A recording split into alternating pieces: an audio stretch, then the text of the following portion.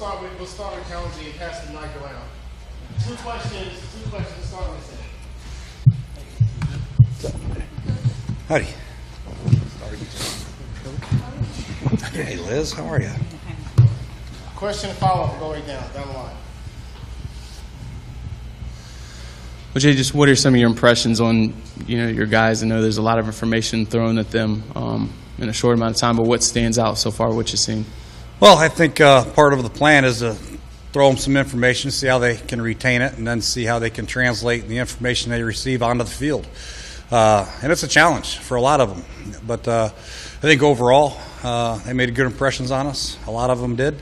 And it's exciting to see. They have worked extremely hard. They studied, and they go out there and they practice with great urgency and tempo. So I was impressed with a lot of them. Preston Smith has got some crazy length on him. How do you observe the way he moves and the way he uses that to his advantage? Yeah, there's no question. His length is what draws you to him initially. Then you watch him play, and he uses that leverage to his advantage. Especially in a run game when people are at the point of attack, he does a great job of using that leverage to his advantage, and then using that length in his pass rush. He can get people off of him, and then he has good hips, and he can finish plays. So Preston's been impressive. What have you seen out of your top two guys, Scherf and Smith, that maybe surprised you or you didn't really see studying them in the pre-draft process? Well, first off, we're in shorts, and we're not going crazy hard tempo. So it's really, for Brandon, shorts is not what he wants. He wants the pads.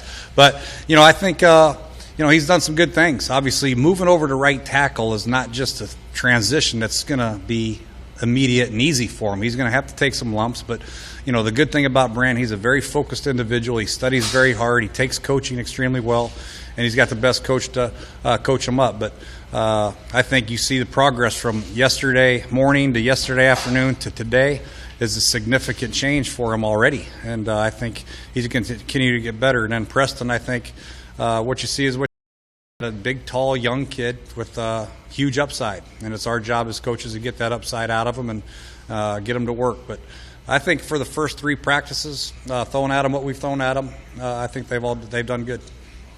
As far as Preston Smith, he's making an adjustment also, I guess, from a down line to an outside linebacker. How's that going for him? It's going good. And a matter of getting the calls and dropping when he's supposed to drop and rushing when he's supposed to rush, and then playing the run and then transition his run to a pass rush. And I think he's doing a good job. I talked to him today about trying to get a little bit more suddenness to him, and I'm getting my bearings straight. I'm getting my plays down, and then you'll see it, once camp continues to hit, and he gets more comfortable with the terminology. But I've been impressed with him. Coach, the quarterback you brought in is your fourth. Obviously, Connor Halliday is no longer on the roster. What can you tell us about the circumstance there, and where you go, presumably for a fourth quarterback as you go through the work ahead? Well, we brought in two quarterbacks here to look at for that fourth spot, but there's no law that says we have to bring four. We have three guys who are going to really fight for every rep as it is. So in a way, it's not bad to have three. Connor, I can't speak for the decision that he made. He just chose to jump on a plane and head to the house. I haven't had a chance to talk with him yet.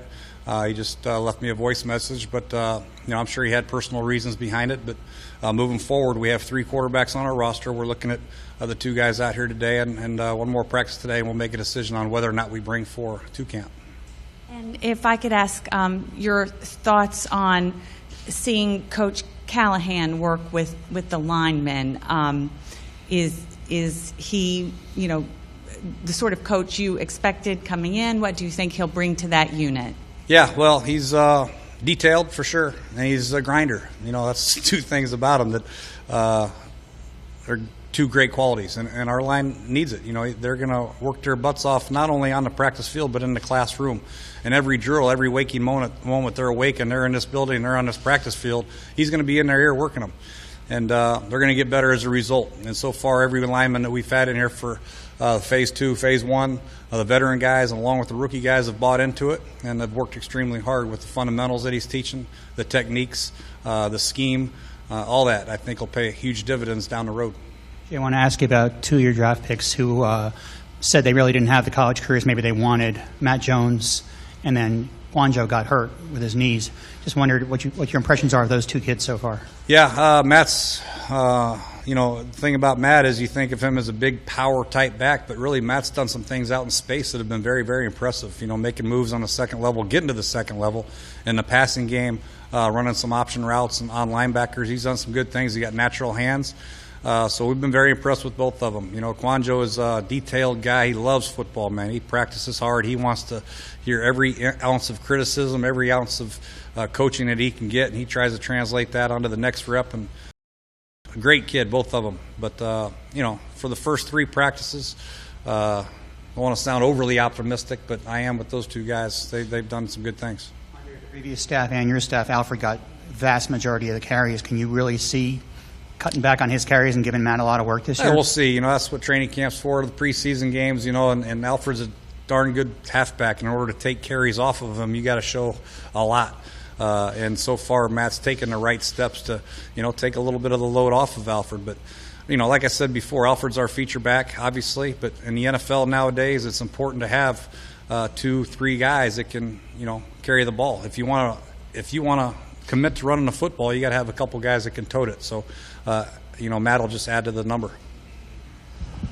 Jay, Crowder, again, everybody's talked about his punt return ability, but specifically as a route runner, I know that's one of the things Scott liked on tape when you guys drafted him. What have you seen so far in a limited time on Crowder route running?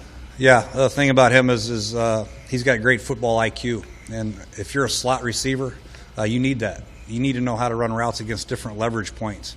And he's done some good things outside too, but in order to be a good, effective slot receiver, you got to be able to feel zones and man and inside technique, outside technique, bump head up outside, and then know how to set them at the top of your break. And right now he's shown that he can take what we're teaching in the classroom and translate it effortlessly to the playing field. And he's got good, strong hands, and obviously based on what we saw on the college tape, we know going across the middle, he's got no fear. Obviously we're not hitting right now, so it might be a little skewed, but based on what we saw in college, we know that he's a tough guy over the middle. So he's got all the traits that you want in a slot receiver, and obviously he's a heck of a punt returner. And just as a follow-up to Dave's question about Ari Quanjo, I know you wanted that one-on-one matchup with, I forget who the defensive lineman was, yeah. And you were very happy with what Quanjo specifically gave you there.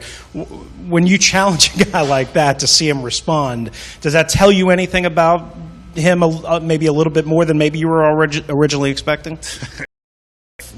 I kind of knew he'd step up to the challenge, but that's just the way he is. And I think I'll do it again this afternoon, and hopefully the defensive lineman gets a little bit better rush on him. But to be able to step up to the challenge is what football's all about, man. Because you're going to get challenged every day, every rep.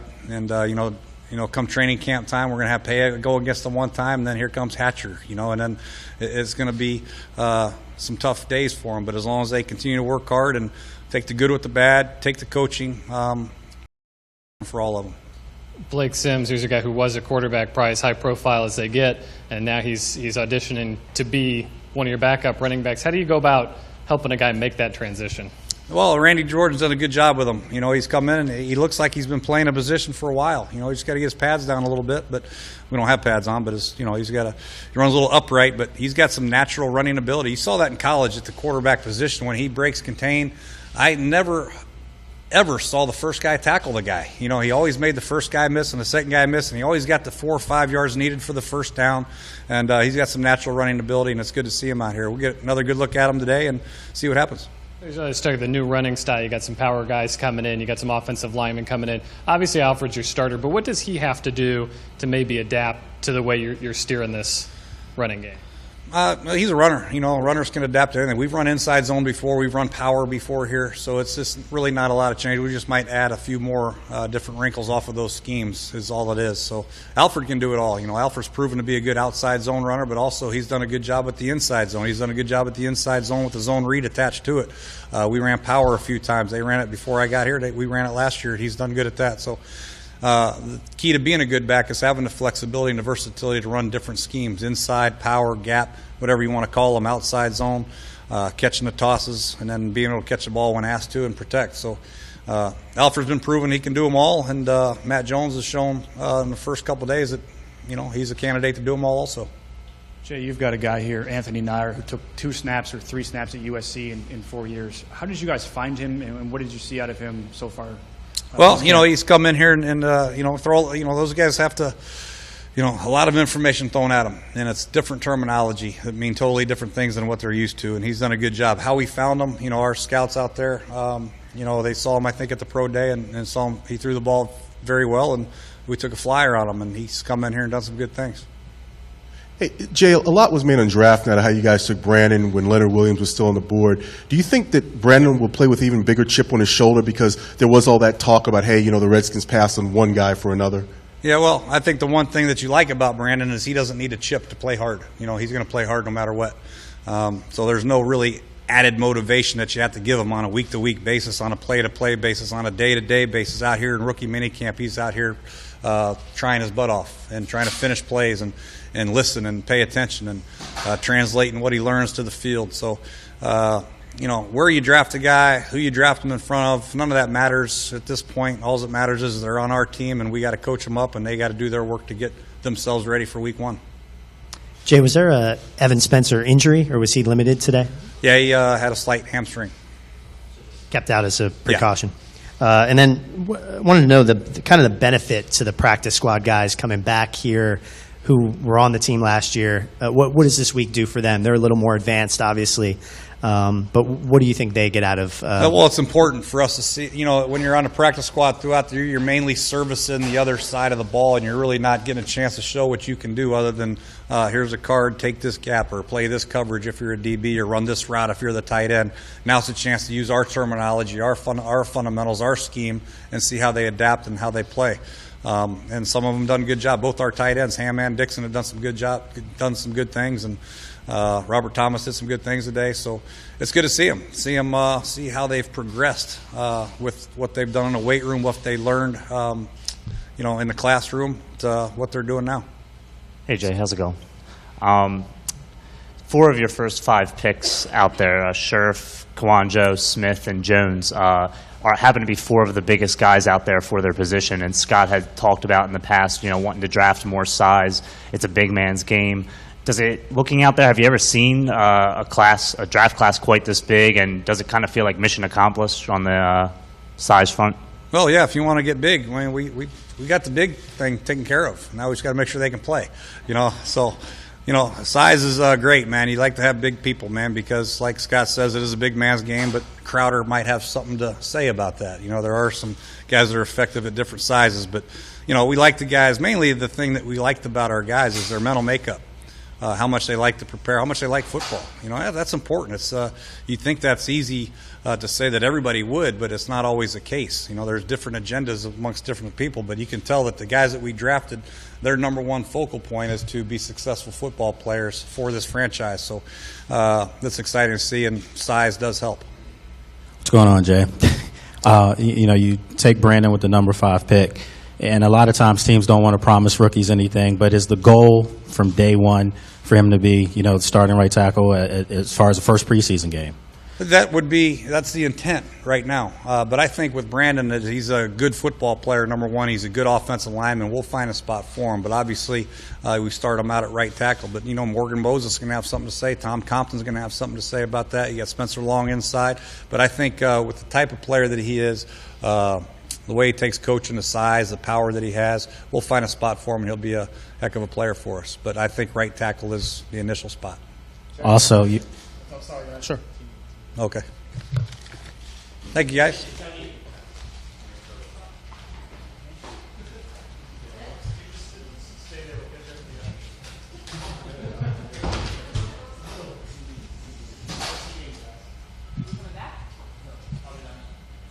When are you going to start? Have you got there?